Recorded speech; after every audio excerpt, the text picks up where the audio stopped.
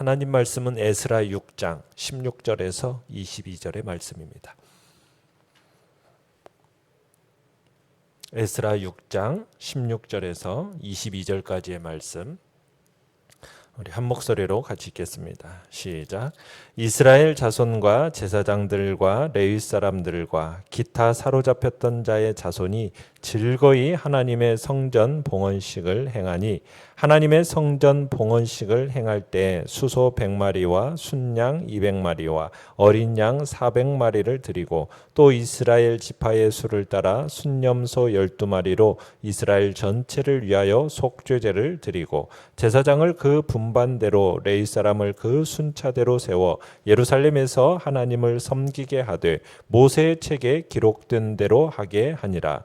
사로잡혔던 자의 자손이 첫째 달 14일에 유월절을 지키되 제사장들과 레위 사람들이 일제히 몸을 정결하게 하여 다 정결하매 사로잡혔던 자들의 모든 자손과 자기 형제 제사장들과 자기를 위하여 유월절 양을 잡으니 사로잡혔다가 돌아온 이스라엘 자손과 자기 땅에 사는 이방 사람의 더러운 것으로부터 스스로를 구별한 모든 이스라엘 사람들에게 속하여 이스라엘의 하나님 여호와를 찾는 자들이 다 먹고 즐거움으로 이랫동안 무교절을 지켰으니 이는 여호와께서 그들을 즐겁게 하시고 또 아수르 왕의 마음을 그들에게로 돌려 이스라엘의 하나님이신 하나님의 성전 건축하는 손을 힘있게 하도록 하셨음이었더라. 아멘. 오늘 말씀의 제목은 주님 주시는 기쁨으로 라는 제목으로 말씀을 나눕니다. 성전 공사가 끝나고 이제 헌당할 때 온 백성이 하나 되어서 기쁜 마음으로 봉헌식을 올리는 장면이 오늘 16절에 나옵니다. 참 옛 성전이 불타 없어진 지 70여 년 만의 일입니다. 얼마나 감개무량했겠습니까? 게다가 그들이 바벨론에서 돌아온 가장 큰 목적이 성전을 재건한 일이었지 않습니까? 그럼에도 불구하고 그간 주변의 민족들, 방해꾼들에 의해서 두려워하고 엄두를 못 내다가 마침내 20여 년 만에 실현이 되었으니 그 마음의 기쁨이라는 것은 말할 수가 없었겠죠.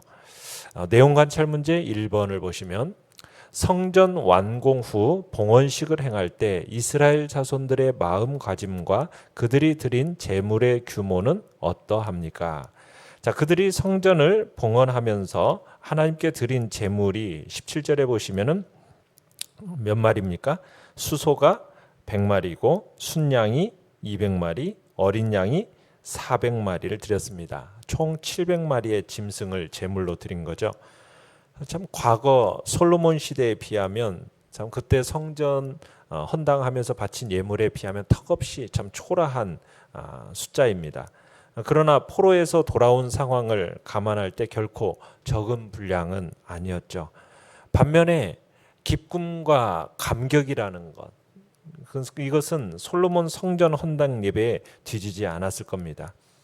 그리고 그들이 드린 이 봉헌식에서 한 가지 특이한 점은 17절 끝에 보면 속죄제를 드렸다라는 겁니다. 속죄 제물로는 몇 마리를 드렸습니까? 12마리를 드렸는데 그것은 이스라엘 지파의 수대로 드려진 거죠. 이렇게 속죄제를 드린 이유는 하나님께 무엇을 드리기 이전에 가장 먼저 죄사함 받는 순서를 거쳐야 했기 때문입니다. 자, 그리고는 18절에 가보시면 성전을 봉헌한 다음에는 백성들은 분반대로 제사장을 세우고요, 순차대로 레위 사람을 세워서 율법에 기록된 대로, 그러니까 모세의 책에 기록된 대로 이제 하나님을 섬기게 하는 걸 보게 됩니다. 그러니까 봉헌식을 위해 모인 이 공동체는 지금 율법을 철두철미하게 지킨다라는 이것이 가장 중요한 사명이라고 생각을 한 겁니다. 참 하나님의 말씀에 순종하지 않던 사람들이 바벨론 포로 생활을 겪으면서 이 가치관이 많이 바뀌게 된 겁니다. 제사장을 분반대로 나누고 순차대로 레위 사람을 세우는 거, 이게 이제 다윗이 첫 성전 건축을 준비하면서 해놓은 일이었거든요. 자, 그리고는 성전이 완공된 다음에 귀향민들이 이제 율법이 규정한 대로 무엇을 지킵니까? 첫째 달 14일에 유월절을 지킵니다. 드디어 이제 70여 년 만에 성전이 본 모습, 제 기능을 찾은 거죠. 그리고 이 귀향민들이 성전을 재건하면서 제일 먼저 지금 지키게 된 절기가 무슨 절기라고요? 유월절입니다. 이건 상징적인 의미가 큰 거예요. 성경에 기록된 최초의 유월절은 언제 지켜졌었죠? 이스라엘 공동체가 애굽에서 떠나온 일을 기념했던 그게 최초의 유월절이지 않습니까? 이것처럼 귀향민들이 지금 이 절기를 통해서 바벨론을 떠나온 새 출애굽, 이것을 기념하고 있는 겁니다. 이 절기가 지금 한 해를 시작하는 첫째 달에 있다라는 것은 근간에 완공된 성전을 통해서 하나님과의 관계를 새롭게 하겠다라는 그런 귀향민들의 어떤 염원이 담겨 있는 지금 절기를 지키고 있는 겁니다. 자, 20절에 보시면은 제사장들과 레위 사람들은 일제히 뭘 하죠? 몸을 정결하게 하죠. 정결 예식을 치르는 겁니다. 그러니까 레위 사람들은 이제 온 공동체가 먹을 수 있도록 또한 유월절 양을 잡게 되고요. 21절에 가 보면은 유월절을 지키기 위해서 성전에 모인 사람들은 유월절 양을 함께 먹으면서 하나가 됩니다. 그리고 22절에서는 유월절 다음 날부터 또 뭘 지키죠? 일주일 동안 진행되는 무교절, 이 무교절도 기쁜 마음, 즐거움으로 지키게 되는 것을 보게 됩니다. 자, 내용 관찰 문제 2번을 보시면은 이스라엘 백성들이 즐거운 마음으로 봉헌식과 유월절을 지킬 수 있었던 근본적인 이유 두 가지는 무엇입니까? 자, 22절에 보면은 그 이유를 설명해 놓고 있죠. 이스라엘 백성들이 이처럼 즐거움으로 이 모든 것을 행할 수 있었던 근본적인 이유는 첫 번째는 여호와께서 그들을 즐겁게 하셨기 때문입니다. 그죠? 하나님이 그들을 즐겁게 하셨기 때문이에요. 또 한 가지는 무엇입니까? 아수르 왕의 마음, 그러니까 이방의 왕의 마음을 움직이셔가지고 성전 건축하는 백성들의 손을 힘있게 하셨기 때문에 그 힘있게 하신 까닭으로 지금 이런 즐거움이 그들 안에 있게 되었다. 지금 이야기하고 있습니다. 자, 연구와 묵상 문제 3번입니다. 하나님의 백성들이 기쁨과 풍요를 누릴 때마다 의식해야 하는 것은 무엇입니까? 이렇게 이제 신앙생활을 잘하는 비결은 내 자원, 내 힘, 이게 아니라 누가 주시는, 주님께서 주시는 기쁨과 능력으로 하는 것이다. 우리가 어떤 신앙생활을 함에 있어서 내 힘, 내 능력, 내 자원, 이게 아니라 누가 주시는, 하나님께서 주시는 기쁨과 능력으로 하는 것이다라는 것을 의식할 때 우리의 마음에 참으로 그 주님 앞에서 신앙생활을 잘할 수 있게 되는 거죠. 이 귀한한 이스라엘 자손들은 지금 모든 시련을 극복하고 하나님의 은혜와 권능 속에서 성전을 건축하고 그리고 봉헌하고 유월절을 즐겁게 준수했습니다. 아마도 이스라엘 역사상 출애굽한 이후로 이 유월절 잔치처럼 의미 있고 기쁜 잔치도 없었을 겁니다. 참 사람이 일한 뒤에 한 모금의 물 그리고 음식, 그게 굉장히 맛있고 단법이지 않습니까? 마찬가지로 시련을 믿음으로 극복하고 난 성도들이 이 느끼는 이 승리의 기쁨이라는 것은 정말 말할 수 없는 기쁨과 즐거움이 그 속에 있었다라는 거죠. 그러니까 성전 재건을 위해 귀환한 이스라엘 백성들이 처음에는 참 성전 건축하면서 얼마나 걱정과 염려뿐이었습니까? 그러다가 결국에 이런 큰 기쁨의 잔치를 행하게 되는 것을 우리가 보지 않습니까?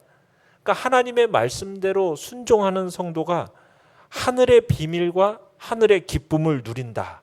우리는 이것을 기억해야 되는 거죠.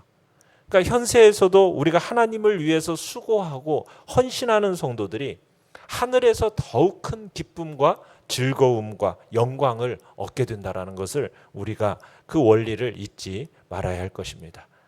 우리가 하나님 앞에 참으로 이 땅에서 수고하고 고난을 참고 견뎌낸 그 이후의 영광이라는 것은 말할 수 없는 기쁨과 즐거움으로 우리에게 즐거움을 가져다 줄 것이라는 거 우리가 또한 기억해야 되는 거죠. 느낀 점 4번입니다. 하나님께서 주시는 기쁨과 즐거움으로 봉헌식과 유월절을 행하는 이스라엘 백성을 보면서 무엇을 느낍니까? 참 우리는 하나님께서 우리에게 형통함, 또 물질의 축복, 평화 이런 것들을 주시는데 이것을 잃지 않으려면 우리는 고난의 떡을 먹으면서 하나님의 베푸신 은택을 기억하면서 살아야 된다. 이걸 우리가 느끼게 됩니다. 우리가 여기서 지금 성전을 지금 다 완공을 하고 나서 돌아온 백성들이 지금 제일 먼저 하는 것이 지금 무슨 절기를 지키는 겁니까? 유월절을 지키는 거예요. 이 유월절을 지킨다라는 것은 굉장히 상징적인 의미가 있는 겁니다.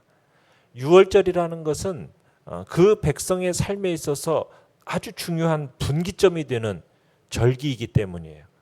어떤 면에서 그렇습니까? 유월절 전의 상태, 이스라엘 백성들의 유월절 전의 상태는 어떤 상태였죠? 애굽에서 종이 되었던 상태입니다. 애굽의 종살이를 하면서 아무리 열심히 살아도요, 자기 것이 있어요, 없어요? 없어요. 왜? 종이기 때문입니다. 일주일에 한 번씩 오는 안식일, 그 안식일 같은 것이 있습니까, 없습니까? 없어요. 쉼이라는 게 없습니다.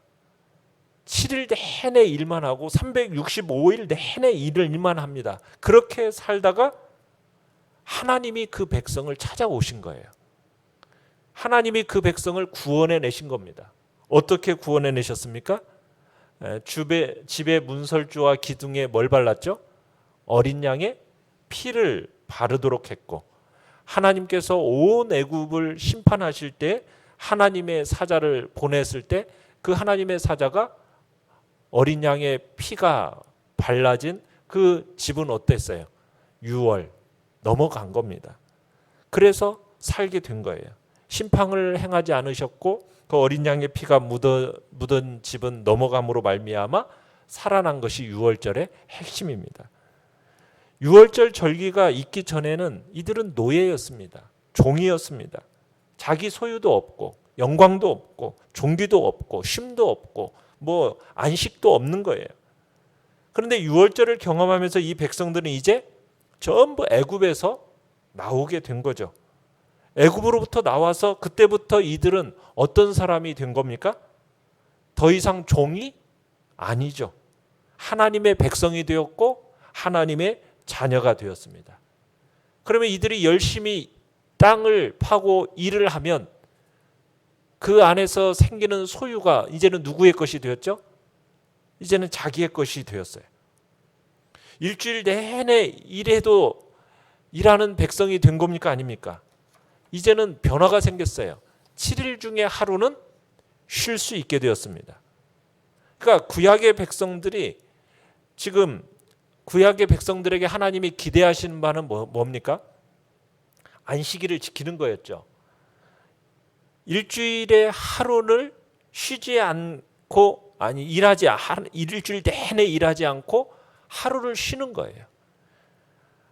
하루를 쉰다라는 것은 어떤 종교적인 규례를 지키는 의미만 있는 게 아닙니다. 그 속에는 뭐가 들어있는 겁니까? 과거에 내가 어떤 사람이었는데 지금 나는 어떤 사람인가? 이것을 선포하는 핵심적인 행위 중에 하나가 바로 일주일 중에 하루를 구별해서 쉬는 겁니다. 우리는 세상 사람들처럼 일하지 않는 거죠. 전에는 세상의 종이었고 돈의 종이었고 끝없는 성공의 종이 되어서 그냥 쉼이 없이 끊임없이 달려왔어요. 일만 하고 쉼이 없었어요. 그렇게 끝없이 일만 하던 그 백성들을 유월절을 통해서 하나님이 구원해 내시고 그들에게 안식일을 주시면서 더 이상 너희는 종이 아니라는 거죠. 안식일이라는 것은 그런 걸 선포하는 겁니다. 자유자다. 나는 하나님의 자녀다라는 표시가 바로 그 안식일의 쉼 속에 들어있는 의미입니다. 그런데 이 백성이 나중에 포로로 잡혀가기 전까지 어떻게 됩니까? 그 안식일이 다 무너져 버린 거예요. 세상의 명예와 세상의 부의 마음을 빼앗기니까 안식일을 지키지 않는 거죠. 세상의 종으로 다시 돌아가 버린 겁니다. 그래서 하나님이 어떻게 하신 거예요? 70년 동안 진짜 종살이를 하도록 하나님이 보내버리신 겁니다. 그러다가 이제 다시 돌아온 거예요. 하나님의 임재의 증거인 하나님의 성전을 짓고, 그러면서 제일 먼저 지키는 게 지금 뭐라고요? 유월절을 지키고 있는 거예요. 그 유월절을 지키면서 뭘 지금 선포하고 있는 겁니까? 나는 이제 더 이상 과거의 사람으로서의 종이 아니다. 나는 하나님의 자녀고 자유자다라는 그런 선포를 이 유월절을 지키면서 하고 있는 것입니다. 과거의 종로로 됐지만 나는 더 이상 종이 아니요 자유자요, 하나님의 존귀한 백성이요 자녀라는 사실을 선포하는 너무나도 중요한 이 절기가 바로 유월절 사건인 겁니다. 자, 이 유월절 절기를 시작하면 그 다음 날부터 일주일 동안 뭘 지킨다고요? 일주일 동안 무교절을 지켜요.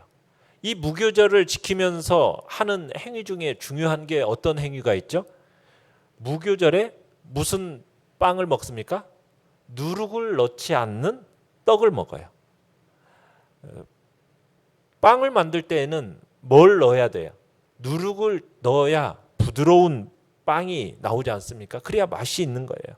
그런데 누룩을 넣지 않은 반죽, 그 반죽만 가지고 빵을 만들었으니 그게 맛이 있습니까? 없습니까? 맛이 있을 리가 없죠. 그 맛이 없는 빵을 일주일 동안 먹는 겁니다. 그래서 이 빵을 신명기에서 뭐라고 얘기했냐? 고난의 빵, 고난의 떡 이렇게 불러요. 그러니까 종되었던 자리에서 고난의 떡을 먹었던 것을 기억하라는 거죠. 그러면서 자녀가 된 이 영광, 자유자가 된 이 존귀, 이걸 절대로 잊어버리지 말라는 거예요. 다시 종의 멍에로 굴러떨어지지 않도록 누룩을 넣지 않은 그 무교병을 먹으면서 하나님이 베푸신 은택이라는 것이 얼마나 귀한 것인지를 기억하면서 살도록 지금 유월절과 무교절을 지키고 있는 겁니다. 하나님이 우리들에게 주신, 참으로 어떻게 보면 이 땅에서 형통함과 또 물질의 축복, 이 나라와 이 민족에게 얼마나 참으로 귀하게 주셨습니까? 평화를 주셨잖아요. 참으로 우리가 그것을 지금까지는 어떻게 보면은 모르고 살아왔어요. 그러다가 이 코로나 시대가 되면서 그 전에 우리가 함께 모여서 정말 일상으로 살아가고 또 우리에게 주어졌던 자유와 또 하나님 앞에 함께 모여 내가 마음껏 예배드리고 찬송할 수 있는 것이 얼마나 귀하다라는 것을 어떻게 보면 우리가 이 시대를 통해서 알아가고 있는 겁니다. 그런데 이게 이제 우리는 다시 일상으로 돌아가기를 간절히 기대하지만 이게 언제 돌아갈지 알 수 없는 그런 시대가 오늘날 우리가 지금 살아가고 있는 시대입니다. 그 시대가 다시 돌아온다 하면 우리 그거 잃지 않아야 돼요. 잃지 않으려면 어떻게 해야 되겠습니까? 고난의 떡을 먹으면서 우리는 하나님이 베푸신 은택을 기억하며 살아야 되는 겁니다. 우리가 다시는 세상의 종이 되려고 하지 말고 정말 종살이하게 만드는 이 시대의 정신 앞에 우리가 굴복하지 않도록 해야 된다는 얘기입니다. 우리는 자유자임을 선포하고 존귀하신 하나님의 자녀라는 것을 우리의 마음속에 되새기면서 정말 우리 남은 때를 하나님의 유월절을 선포하고 그 유월절을 지켜내며 또 무교절을 지켜내듯이 고난의 떡을 스스로 결심해서 먹고 정말 내가 더 이상은 종이 아니요 하나님의 존귀한 자녀라는 것을 마음속에 되새기면서 시대를 거슬러가는 그런 복된 자리에 우리 모두가 있어야 할 것입니다. 그런 복된 자리에 있어서 정말 이 시대를 살아가는 우리 귀한 성도님들 되시기를 간절히 축원합니다. 결단과 적용입니다. 5번, 나는 얼마나 예배를 사모하며 즐거워하고 있습니까? 내 일상의 기쁨들이 하나님으로부터 왔음을 얼마나 의식하고 있습니까? 오늘 어떻게 그에 대한 감사를 표현할 수 있겠습니까? 참으로 일상의 기쁨들이 하나님으로부터, 또 이 모든 것들이 하나님으로부터 온다라는 것을 알고 우리가 또 주님 앞에 기도하며 그 복된 일상을 회복을 위해서 또한 기도하며 나가실 바랍니다. 오늘의 기도 같이 읽겠습니다. 시작. 주의 일을 행할 때 주께서 주시는 기쁨과 힘으로 온전히 감당하게 하소서. 아멘. 말씀을 생각하면서 기도하시고 연약한 우리의 지체들을 위해서 기도해 주시기 바랍니다. 주께서 또한 은혜와 자비를 베풀어 주셔서 또한 코로나19 바이러스 잠잠케 하시는 복된 역사를 놓고 기도해 주시기 바랍니다. 주여, 우리 세 번 부르짖며 나아갑니다.